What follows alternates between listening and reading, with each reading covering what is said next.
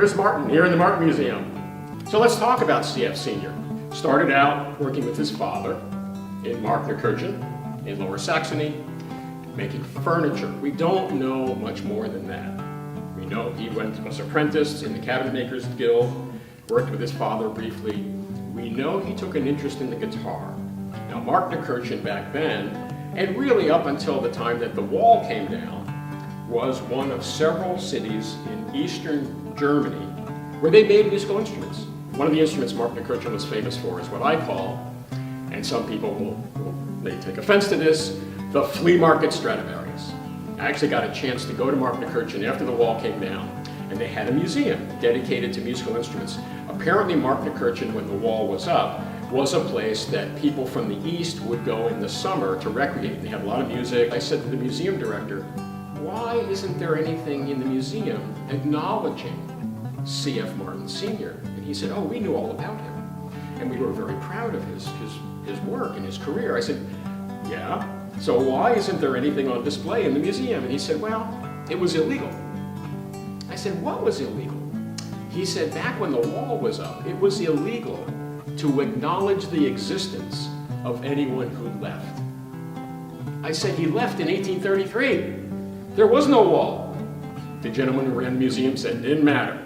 The East Germans didn't want to give anyone the idea that they could leave. The guitar is an ancient instrument, and historians have traced instruments that have guitar-like qualities back to Mesopotamia. But they were pretty crude. The instrument evolved over hundreds and hundreds of years, so by the late 1700s, early 1800s, you would look at that instrument and go, yeah, that's a guitar. It's a little guitar, but that's my idea of a guitar. C.F. must have been very persuasive with his father, because despite the fact that I am sure his father wanted him to join the family furniture making business, his father helped him get a job to learn how to build guitars. The first place he suggested C.F. look was in Markneukirchen. Go ask the violin makers if they will take you on as an apprentice and you can learn how to build musical instruments. He said, Dad, I want to build guitars. He said, well, see if they're interested. Maybe they can teach you something. They were not. At that point in time, the violin makers in Markneukirchen were very dismissive of the guitar. Oh, it's a folk instrument. It's not an orchestral instrument. It's a fad.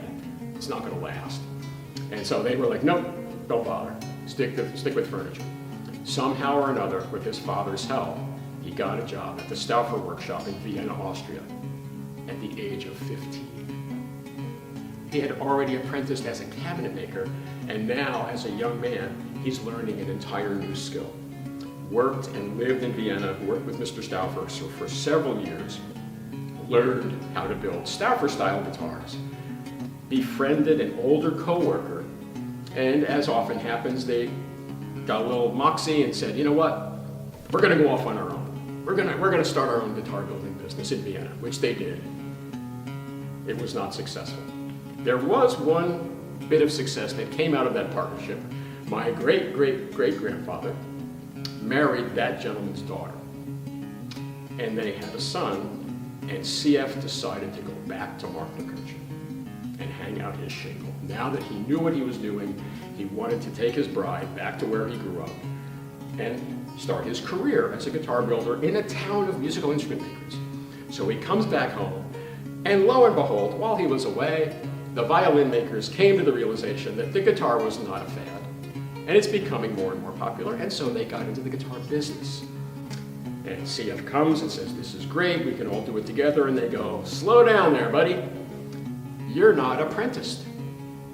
You know, it's still the law today in Germany, and there's actually discussion about the value of it versus the time. These apprenticeships take years. Now, you come out the other side knowing exactly what you're doing. In fact, I watched a show once about that program in Germany, and one of the first things that they do is they teach you how to make the tools that you're going to use to make the thing you're going to learn how to make. So that's pretty serious. And they said, CF, you were apprenticed as a cabinet maker. So in Germany, you can make all the furniture you want, but you cannot legally make guitars without apprenticing. And we might consider taking you on as apprentice. As you know, it will take several years. And he went home and talked with his wife, and he said, this isn't working. I'm ready to go. I got to start building some guitars. And so they came to the conclusion that it was time to go. And I think one of the motivating factors may have been that in 1832, his father passed away. And so now there's not as much of a connection, because in Germany and Europe at that time, the firstborn son really was the next generation. Well, now that, his father was no longer around, he didn't feel obliged to, shepherd the family furniture making business forward. But there was some other stuff going on in Europe, and I read it just because I'm curious now about pandemics, reading a little bit about the plague, which was way before CF. Tragically, so many people died that the people that survived came to the realization that their labor was more valuable than they were being compensated for. And they were able to go to the landowners and say, I want a raise. The landowner had never heard that before. It's like, you're a serf, you don't ask for a raise. If I feel like it, I'll give you one when I'm in the mood. And they said, no. I know there is opportunity elsewhere, because so many of us workers have died that if you don't want to pay me a living wage, I'll go somewhere else. And so it raised opportunity for a lot of people in Europe that prior to that felt very oppressed. It also caused a lot of turmoil because the power elite were very concerned about this transfer of power. And so imagine living in this dynamic where, okay, my dad's dead, the violin makers don't really like me, there's some weird stuff going on politically around Europe. It's time to get out of here. And so in the fall of 1833, he packed up his family. Now he has a daughter, son, daughter, wife, worldly possessions, tools, raw materials, and probably some finished guitars. Dick Boak and I had the opportunity a couple of years ago to stand right here with James Westbrook. And James is a very knowledgeable European guitar historian. And he said, Chris, think about this. CF more than likely had a crate. And in that crate, not only were there tools and raw materials, there were probably a couple of finished guitars, so that when he arrived in the New World, he could get some cash flowing. That he didn't have to spend the first couple of months building guitars. So they get up to Bremen, sailed across the Atlantic, and in November, they land in Manhattan. You went to Manhattan or Boston or Philly. They chose Manhattan, and he rented a shop at 196 Hudson Street.